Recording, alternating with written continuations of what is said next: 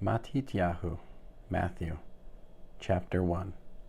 This is the genealogy of Yeshua the Messiah, son of David, son of Avraham. Avraham was the father of Yitz'chak. Yitz'chak was the father of Yaakov. Yaakov was the father of Yehuda and his brothers. Yehuda was the father of Peretz and Zerach. Their mother was Tamar. Peretz was the father of Hetzron. Hetzron was the father of Ram. Ram was the father of Amminadav. Amminadav was the father of Nachshon. Nachshon was the father of Salmon. Salmon was the father of Boaz.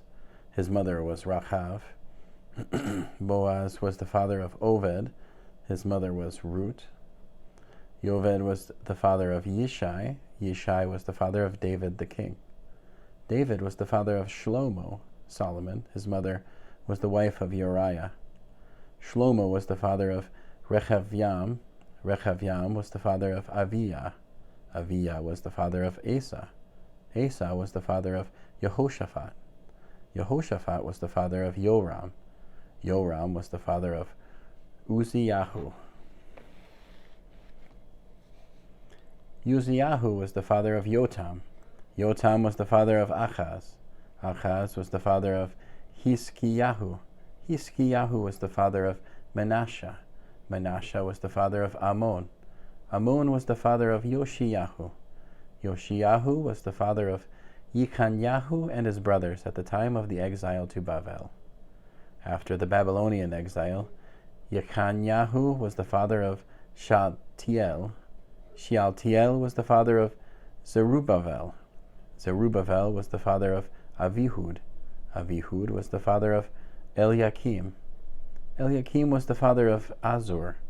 Yazur was the father of Tzadok. Tzadok was the father of Yakin. Yakin was the father of Elichud. Elichud was the father of Eleazar. Eleazar was the father of Matan. Matan was the father of Yaakov.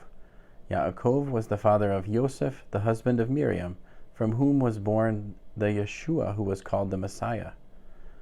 Thus there were 14 generations from Avraham to David, 14 generations from David to the Babylonian exile, and 14 generations from the Babylonian exile to the Messiah.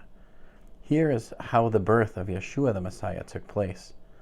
When his mother Miriam was engaged to Yosef, before they were married, she was found to be pregnant from the Ruach HaKodesh.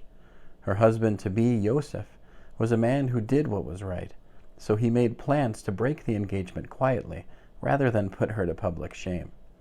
But while he was thinking about this, an angel of Adonai appeared to him in a dream and said, "Yosef, son of David, do not be afraid to take Miriam home with you as your wife, for what has been conceived in her is from the Ruach HaKodesh. She will give birth to a son, and you are to name him Yeshua, which means Adonai saves, because he will save his people from their sins." All this happened in order to fulfill what Adonai had said through the prophet. The virgin will conceive and bear a son, and they will call him Emmanuel. The name means God is with us. When Yosef awoke, he did what the angel of Adonai had told him to do. He took Miriam home to be his wife, but he did not have sexual relations with her until she had given birth to a son, and he named him Yeshua. End of chapter 1.